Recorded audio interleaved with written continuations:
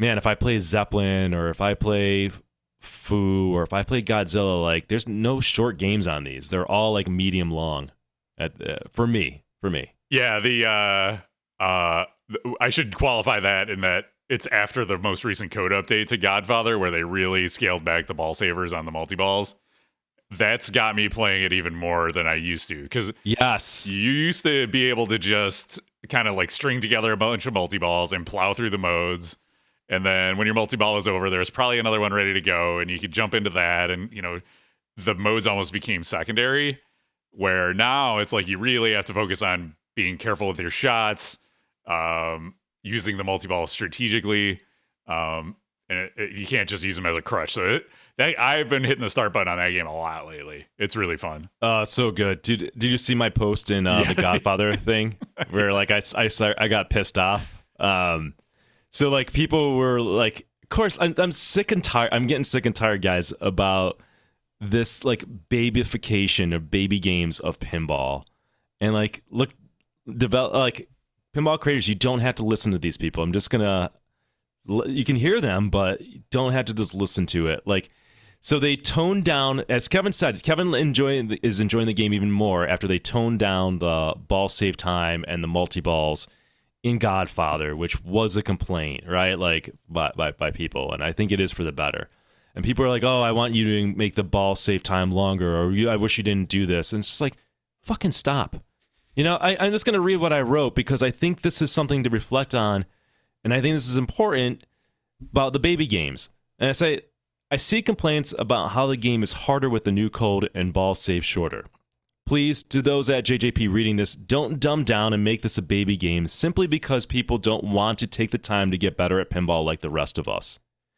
Your reward for fighting through a tough game is to make you better over time. And I'm going to add to that, what I really mean too is it will make you better over time, but also you get the reward of seeing more in the game over time, right? I missed that part of it, but that's what I was going for. All right, back to what I wrote. This adds to the longevity of the game. This game is, quote, just right in terms of difficulty, in my humble opinion. Do yourself a favor, buy an Iron Man, let it kick you in the teeth repeatedly, toughen up and get better. Then any other game you play won't seem so hard, including Godfather. I speak from experience. So stop with the fucking, like, everyone's like, hey, I'm new here. I'm new. Can you make the game easier for me because I'm new? It's like, no. Like, at what cost? Right. Like, come on, guys, just get better. I promise you, you're new now. You're getting kicked in the teeth. You're struggling. Push through that, because do you think you're going to be in the pinball hobby for 10 years, 20 years, maybe 30 years? I don't know, 40 years from now, right? Like, you've got a long time to get better. Your skills will develop and get better.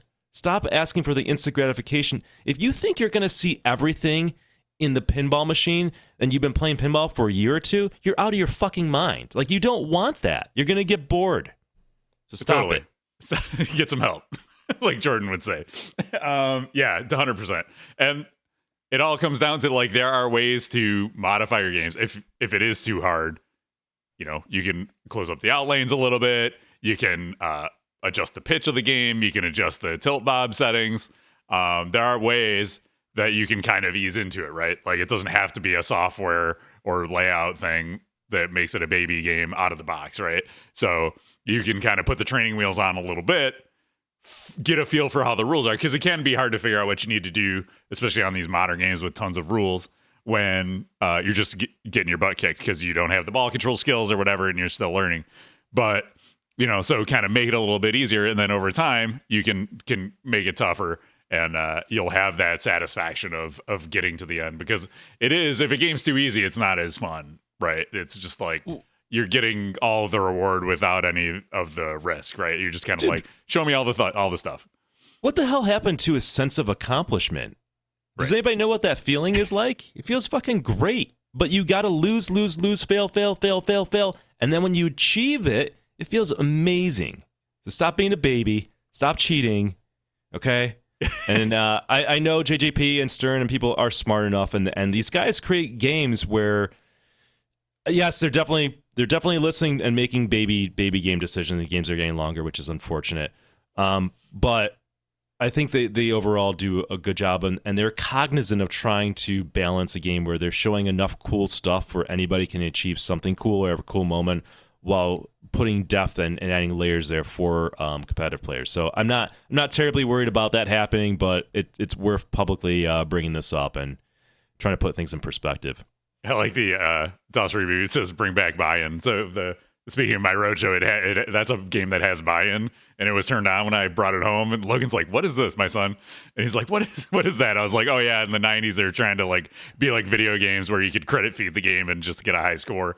So it was like one of the first things I did was turn that off. I was like, "You don't need that. Just turn it off. Scores are invalid. Don't set your game to 5 balls. That's also cheating. We've been over this before. Play on 3 balls." And then we can all compare scores. Don't buy in and then post your score. It's just, it's not a thing. Yeah. RLM said it well in chat. Depth versus brutality is the hardest thing to get right in a modern game, in my humble opinion. I would agree. It is definitely striking a balance. And at the risk of being a broken record, like some of my favorite era Stern was the Iron Man era and Avatar and Big Buck Hunter and Tron. They purposely looked at games like Spider-Man, which were like hour-playing games, and you can never play like a multiplayer game on that if you're good. And they were like, no, we need to stop doing that, and they made these brutal games. I almost wish Stern makes 3 games a year. 1 game is of that design philosophy. Would be nice to balance out the universe, but at least in the short term, we're not going to get that.